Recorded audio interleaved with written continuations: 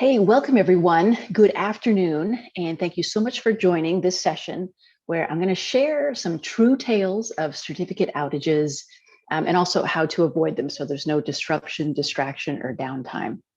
So my name is Diane Garey. I'm on the product marketing team at a company called Venafi.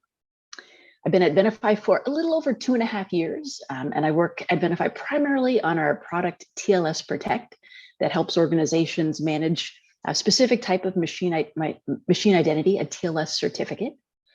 Previously, I've worked for a number of other security software vendors, Trustwave and MSSP, a company called Tenable that you might be familiar with if you do vulnerability management, maybe heard of Nessus, that was a product I worked on at Trustwave. Also spent some time in a company called Alert Logic. Another MSP really focused on EDR, like endpoint detection and response. And so I'm a fellow Canadian, so I'm from Sussex, New Brunswick, but now I live in Houston, Texas. I have for a while. And to prove that I'm from the Maritimes, there's a picture of my dad and I the last time I went home in the winter, doing what you do in the Maritimes in the winter, and that is shoveling snow. So what I want to talk about today is going to come in 3 parts. So for this topic around avoiding certificate-based outages, I want to start just with what does a certificate-related outage look like? And then talk a little bit about why are outages still happening.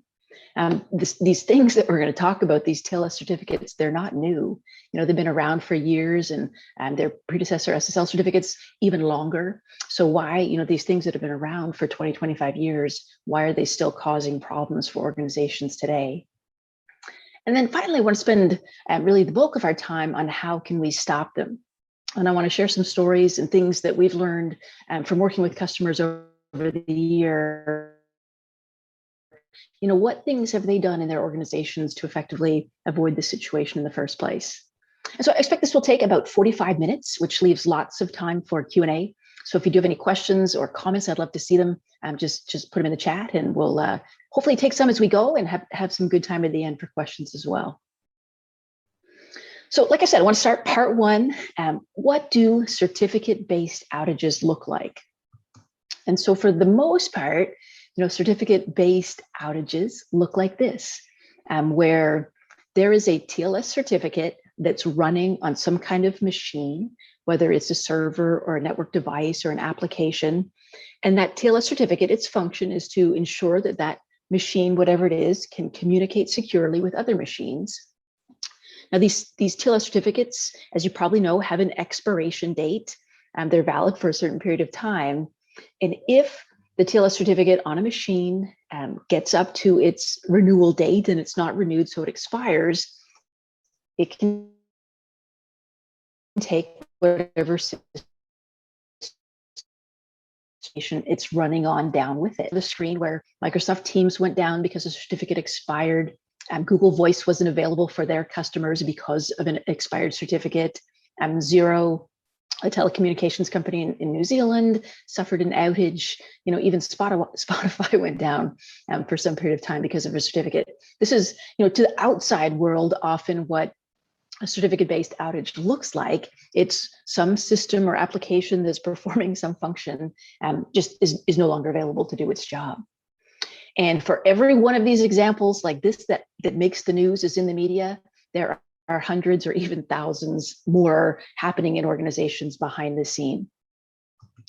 And to dig in just a little bit more and get a sense of when a TLS certificate expires and causes an outage, you know, what is going on?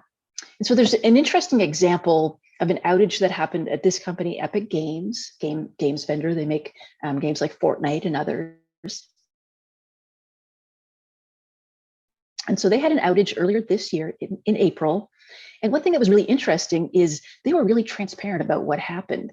You know, often organizations, when they're dealing with certificate-based outages, they don't want to broadcast it because it's something that they need to fix within the organization. They don't want to let everyone know about it. But Epic Games was different. You know, they very open. This screen snip, I should say, comes from their blog.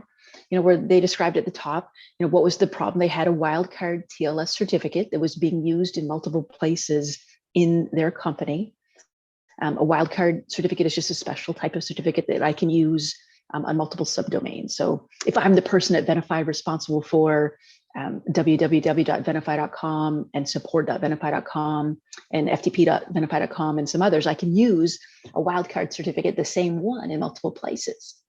And often, people within organizations think that that's pretty great. I just have to manage and deal with one cert. But in this case, Epic Games, that one cert that was used in multiple places caused a lot of problems for them. And it's interesting just to sort of peel back the onion a little bit and see, okay, what's actually going on when a certificate expires and causes an outage? And I try to highlight a few things there. For Epic Games, it's account login failures, disconnections from live gameplay, purchasing wasn't working, there was unexpected behavior in the game's launcher, their websites, product and marketing sites weren't available. And even, that last bullet point, multiple internal tools, so the tools that they would use to troubleshoot, why are all these outages happening in the first place, they weren't even working as expected. So it's a really interesting example and a great example of, not just a certificate expires and causes an outage, but really what are all the, the sub problems that happen as well when these certificates expire and bring systems down with them. And now these outages are costly. Certainly anytime we try to calculate cost, and there are studies involved, there are different numbers. But for the most part, when there are studies like the one I'm showing here on the screen,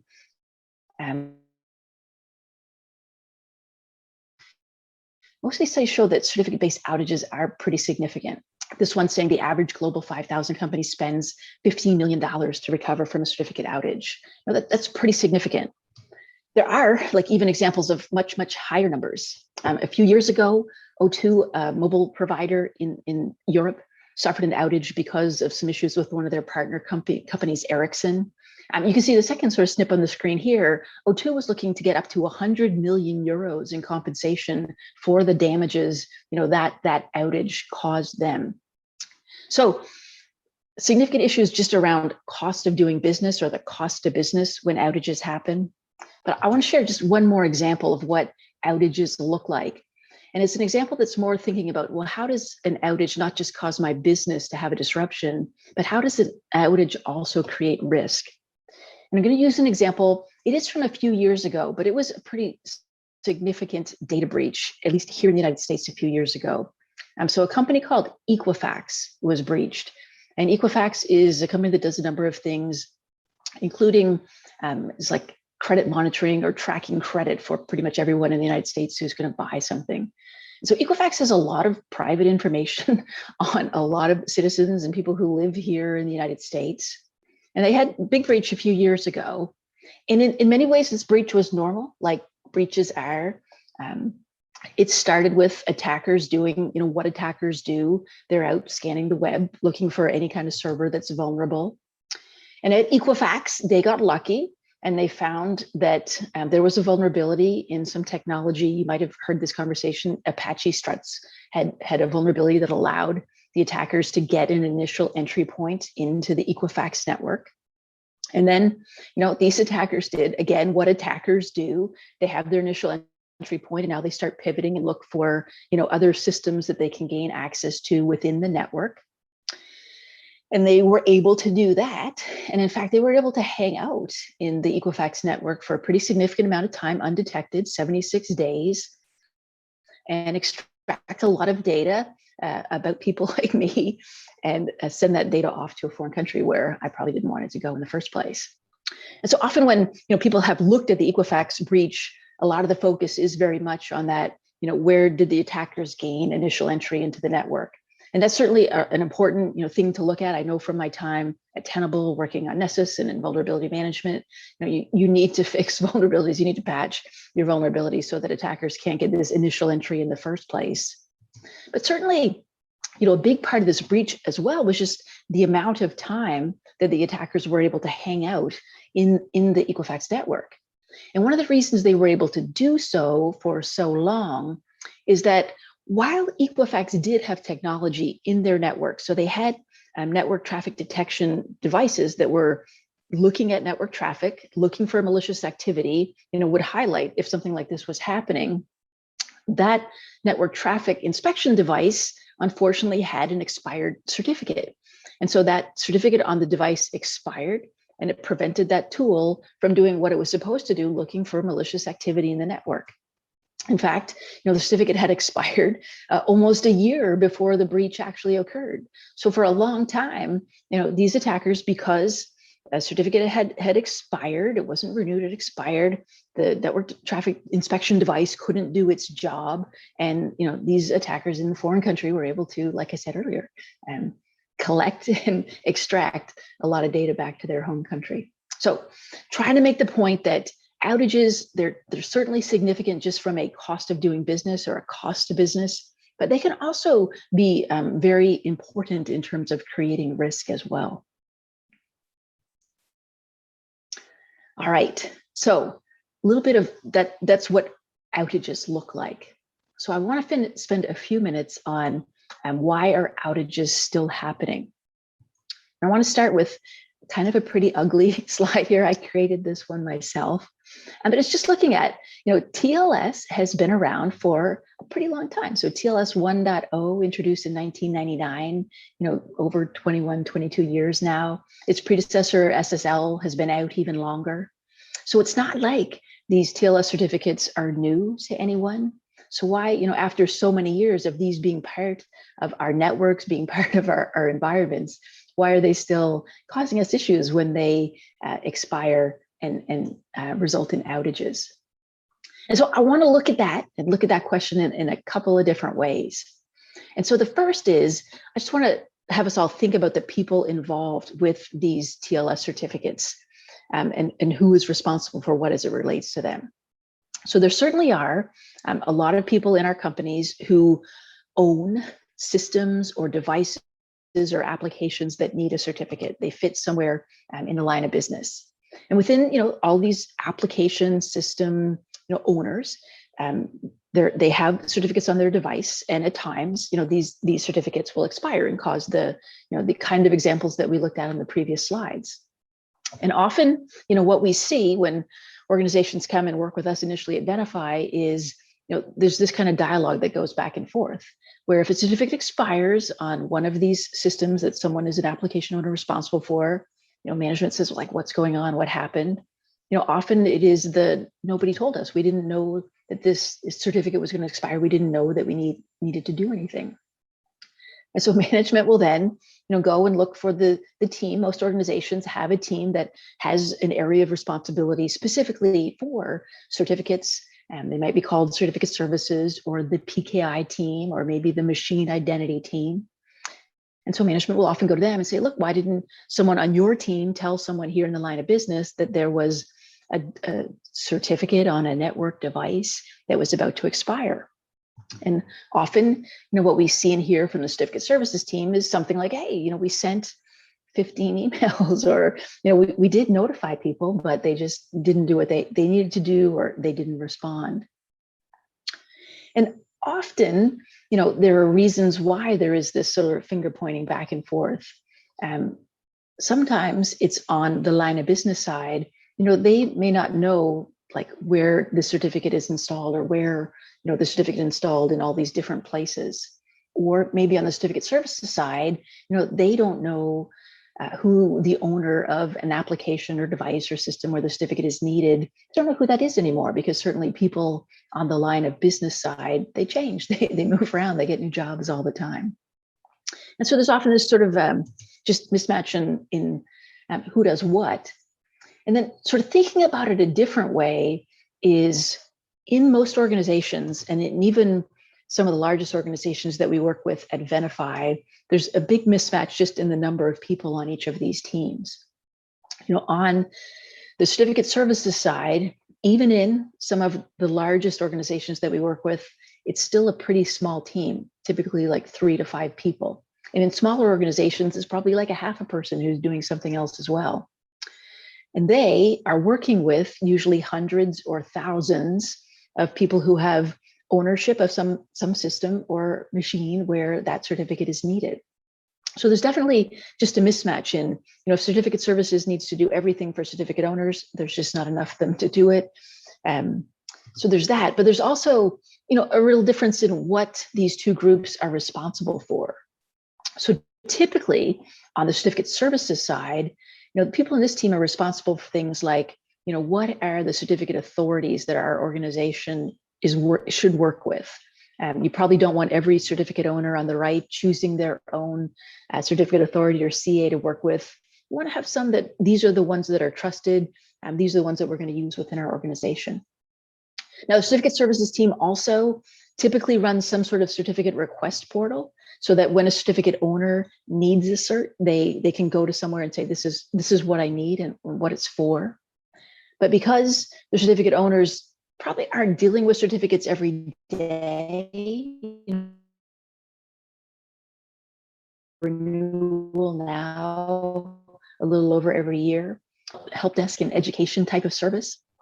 And then sometimes this team is also responsible for certificate and key policies. So not just, these are the certificate authorities that we're going to work with, but here's all the parameters that we should have for certificates and keys that are used in our environment, maybe to meet our security policy or to make sure that we're compliant with some sort of regulatory guidance that we need to be compliant with. So that's certificate services team. And then on the certificate owner side, again, these people who are responsible for network devices like firewalls or load balancers or applications or web servers, these places where these devices, I should say, where the certificates are deployed. Certainly the certificate owners own those, they're responsible for them. Often they want to control access. If I'm a network administrator and I'm responsible for some really important firewalls, I probably don't want just anyone to be making changes on the firewalls that I'm responsible for. Like Diane moves to a new department. And they also control the maintenance windows. Like we can't make any changes on these systems, in the United States between Thanksgiving and after Christmas because they deal with retail, or we can't make any changes to these systems that are providing some sort of tax application because it's tax season. So the folks on the right, certificate owners, will know that, whereas certificate services team may not have that same kind of insight. So certainly, just thinking about the people, there are some challenges on trying to manage and make sure certificates get renewed so they don't cause outages. There are also tons of things just happening in our environments that I'm sure you all are very familiar with that also make managing TLS certificates and making sure they're renewed don't cause outages a challenge as well. And one is just a volume situation. Today, there are more machines doing interesting and important things than ever before. And for all of these different machines to communicate with each other securely, they all need a TLS certificate or some other type of machine identity to make sure they can do that. And so many of these are things that 5, 10, 15 years ago, didn't have the same sort of like machine quality to them. Like my first car did not phone home every night to see if it needed any updates. And I know our garage until recently couldn't be opened by the Amazon guy when he came to deliver whatever he was delivering that day. So there's just an explosion, so many more machines needing TLS certificates so they can securely communicate. There's just a huge volume. And then there's also velocity. Again, as you know, I'm sure very well, things like public clouds and hybrid cloud make it easier than ever to, with a push of a button, create a new machine that needs a machine identity. So gone are the days when I would, order my equipment from CDW and it would come in a few weeks, and I could certainly put a machine identity on it so that equipment could communicate securely with others. Now all that can happen in an instance. And certainly as more organizations, shift how they're developing, applications are needing TLS certificates faster than ever before. Organizations that have moved to more of a DevOps approach where, in the past, they might have been, producing 4 updates to an application a year. Now there might be 4 updates to an application a day or an hour. And so just the velocity of getting TLS certificates on these different machines or on these different applications is a challenge for all of the different parties involved. And then there's another, just one other, I could spend probably a lot of the day talking about all the challenges happening in our industry that makes it so challenging to manage machine identities like TLS certificates. But a big one that was pretty significant that happened last year was, there has been a trend in recent years of machine identities, their lifespan getting shorter and shorter. A few years back, you could get a TLS certificate and it would be good for 3 years, and then 2 years. And then last year, the browsers got together, Google and Apple and Mozilla, and said to the certificate authorities, look, no more certificates that are just a little over a year long. So as of about a year ago, I think September of last year, maximum lifespan of publicly facing TLS certificates became a little over a year, 398 days. And so I know from conversations with a lot of Venafi customers, this was in a way sort of good news, because the shorter lifespan of a TLS certificate is probably a really good thing from a security perspective. If there is an issue with a certificate, it's better to have to renew it sooner than later.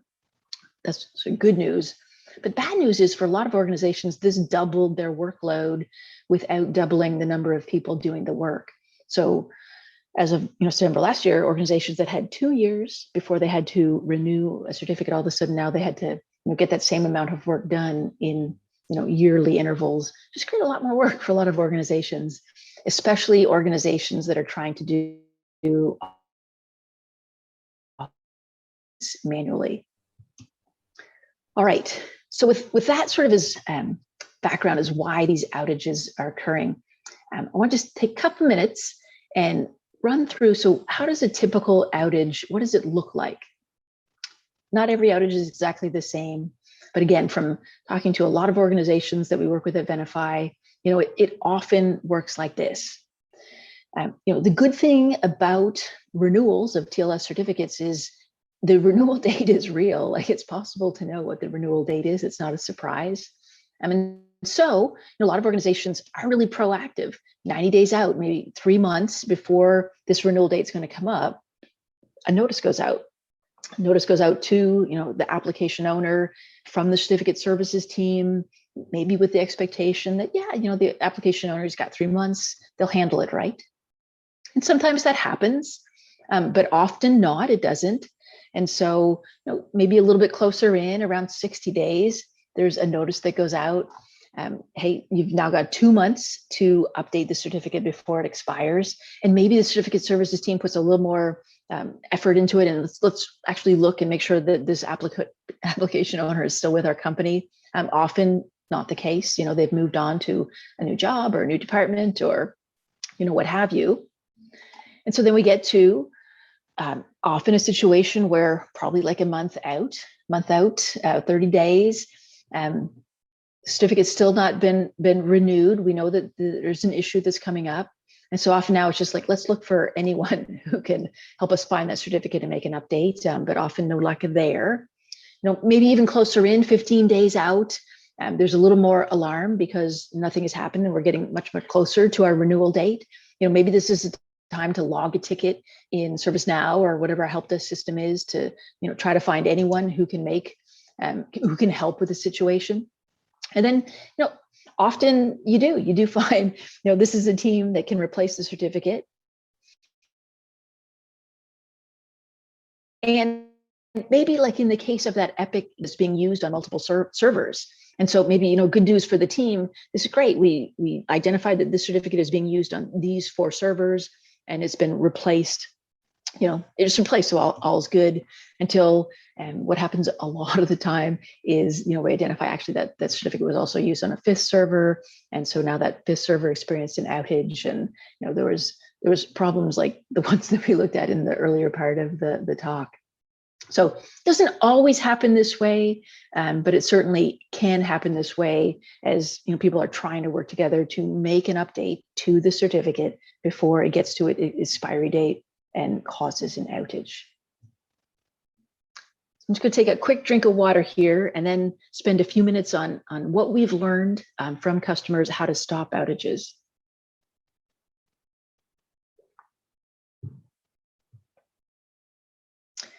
All right, and so just to let you know why, at Venafi, we believe we can talk about stopping outages is because we have worked with organizations for a long time. I think the company's been sort of focused on this space for about 10 years. And there are many, many examples. We have many examples from organizations who will, publicly state, like this one here, since working with Venafi, they have eliminated this certificate-based outage problem. And so this is an example of a review from a real customer that they posted out. Gartner analyst firm has a peer insights, peer-to-peer, like I should say B2B review site, kind of like a Yelp for B2B. And lots of customers here and in other places say, yes, we've been able to eliminate this outage problem by changing our organization and working with Venafi. And so for us to try to capture and then be able to share sort of this process and this information back with others is, because we have had the benefit of working with a lot of organizations who have figured out, how do we need to realign our organization and how do we need to leverage technology to eliminate this problem in our organization in the first place. And so we at Venafi about 2 years ago sort of undertook a big project to let's make a concerted effort to talk to a lot of people about this problem and how they either solved it or how they're still working to address it. So we talked to a lot of people. We talked to people on the technical side who are maybe the Venafi platform administrator on the PKI team. Talk to people more on the business side, like CISOs and VPs of InfoSec. We certainly involved experts from Venafi. And from these conversations, again, with many Venafi customers who had successfully solved the outage challenge, and from others that were still working on it, we were able to sort of map what their different journeys looked like. And as you can see in the third point there, we saw some really consistent patterns. What organizations did to lead to success and what organizations did where they're still working on that success. And so those patterns for us evolved into a more of a formal methodology. We call our methodology via Venafi, but really what it is, it's just 8 steps to stopping outages. And again, we know not because we made it up or we're really smart, but we know because we were able to talk to a lot of organizations that have done this successfully, and this is what they went through. And so one way to think about these 8 steps is from a, who really is motivating or pushing, when we go through these steps. And the first 4 are really, for those of you here today, CISOs, it's really an executive sponsorship and leadership type of exercise where we're going to need to really align the organization, both from the certificate services side, and more importantly, all of these certificate owners. We're going to align the organization so we all understand our responsibilities, we understand what we need to do and when we understand sort of how to communicate with each other. So on the executive sponsorship and leadership side, it's like, let's establish an outage safety net so that if there is an issue, we have a group to go to that can deal with it. Let's determine what our technology solution needs to look like. We need to align the organization and then define and design the service. So what is it, what's the policies that we need to have for certificates that are being used in our organization? And then, when you get to the latter steps in via Venafi, this 8-step methodology for stopping outages, it's more involving the actual teams who are going to have to work together and do the work. So it's training them, onboarding early adopters, getting the success stories to share with broader teams, and then onboarding the entire enterprise. Via Venafi really works only if the whole organization, all of the certificate services team and all of the certificate owners are actually working together. And then, like any methodology, it doesn't stop really at step 7 where everyone's onboarded and you call it success. Step 8 is a step that you would see in other programs where let's continually assess and evaluate and tune as we need to this program, for our organization so we can continue to be successful. Now, another way to sort of think about these steps is, yes, technology oriented. We know that there are just too many TLS certificates and other machine identities in use today to do this manually, or at least to do this manually effectively. Very much gone are the days when you could track all of these certificates on a spreadsheet or through some sort of homegrown scripts. No longer works.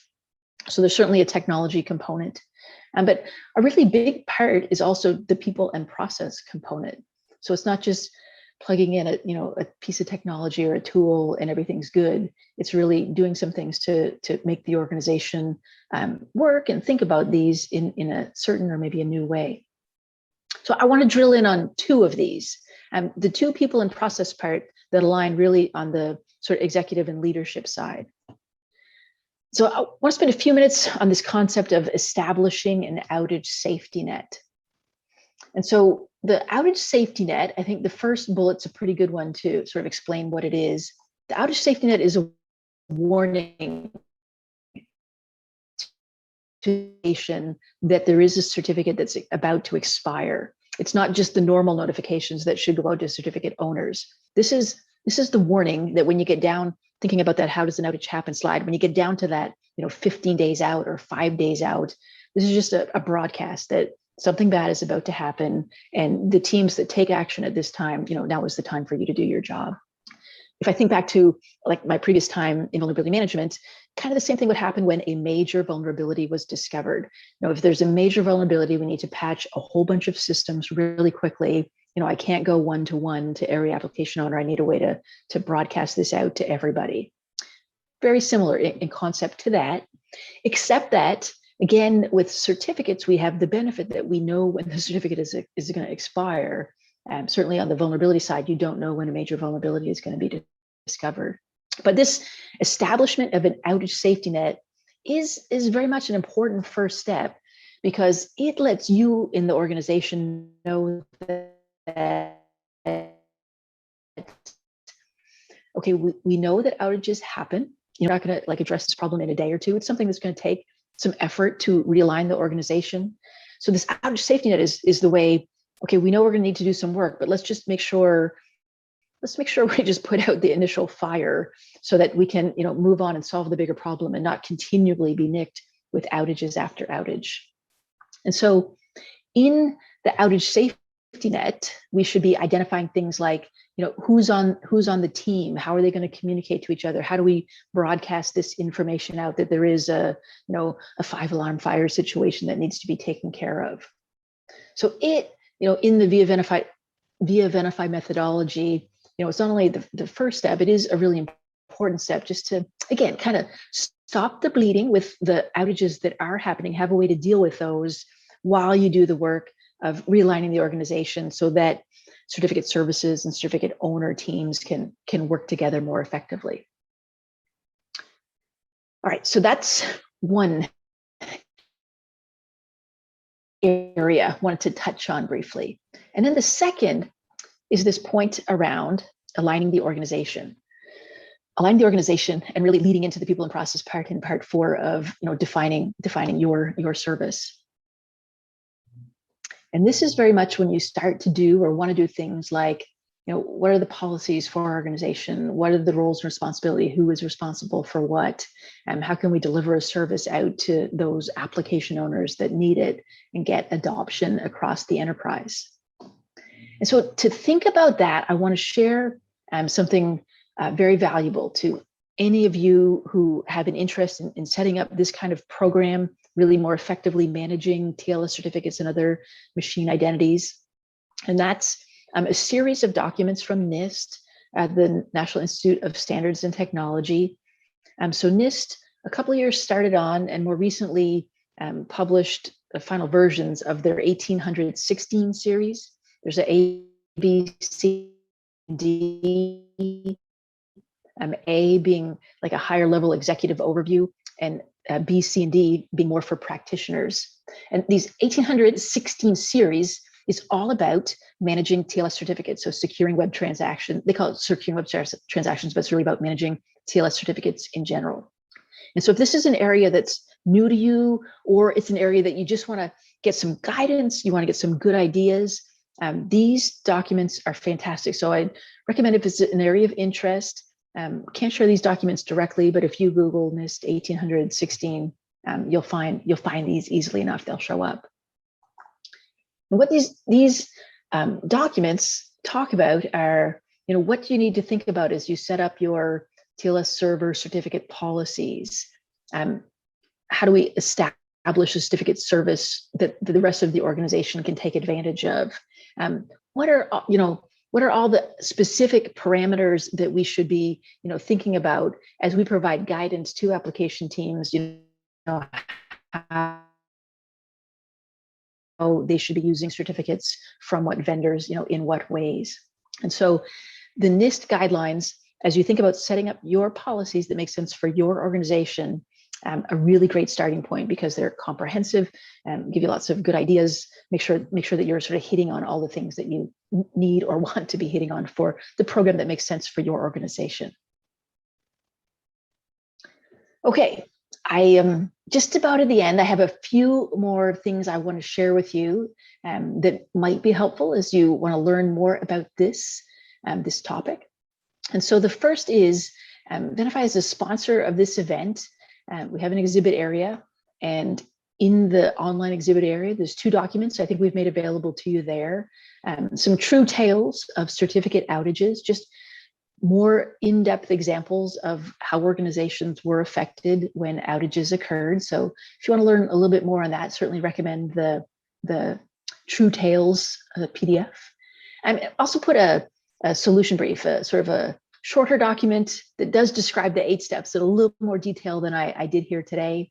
And you're absolutely welcome to take advantage of that and just see what the steps are, and certainly think about how they might make sense for your organization. Another document that we make available at Venafi, can't share it with you specifically through the conference, unfortunately, but we do make it available through our website. So if you go to, put the URL here in orange, if you go to venafi.com/Gartner/IAM2, and if that's too much to remember, which it could be, just go to venafi.com and on our homepage. One of the things that we offer is a copy of the Gartner Hype Cycle for IAM for 2021. So in 2020, Gartner, the analyst group, for the first time in the IAM Hype Cycle, talked about machine identity management, why they believe it's important, what they hear from their clients about it, what's their guidance for thinking about machine identity management, of which managing TLS certificates is a part. They talked about that, I should say, first in 2020, again in 2021. So great guidance just on where managing TLS certificates and other machine identity should be fitting or could be fitting within your overall IAM strategy. So those 3 documents, 2 in our sponsor area, 1 online on our website, I think great starting points to think more about machine identity management. I see a question here in the chat. Will you be able to provide this PowerPoint after the session? I don't know if we added a PDF of these slides in our sponsor area, but I'm happy to share a copy of these slides with anyone who's interested in taking a look at them again. My email's right there on the screen, Diane.Garey@venafi.com. If you shoot me an email, happy to share the slides back with you. I'm just looking in the chat. I see another question or so let me answer that. And if you do have other questions, please pop them in. I'd love to see what you're thinking. So one question here is, how do you recommend we validate our service providers for their certificate renewal processes? That's such a great question. Like, how do you make sure that the organizations that you're working with have good machine identity management and certificate management practices in place? I think one is just through conversation. So asking them, asking the things that we talk about a lot, like, how do you know if you have certificates in your environment that are about to expire? Do you have a mechanism in place that you're tracking them? How are you maintaining an inventory of all of the TLS certificates and other machine identities that are being used? If they say, oh, we track that on a spreadsheet and that's Diane's responsibility, that's a really big red flag. if they're still trying to do something like that. So I think it's through some simple questions and conversations to get a sense for things like, how do you build your inventory? If a certificate expires, what's your process for addressing it? Do you have sort of a formal program in place, or is it kind of ad hoc and you're just firefighting all the time? That was a great question. Thanks for that. All right, I'll pause and see if there are any other questions that come in.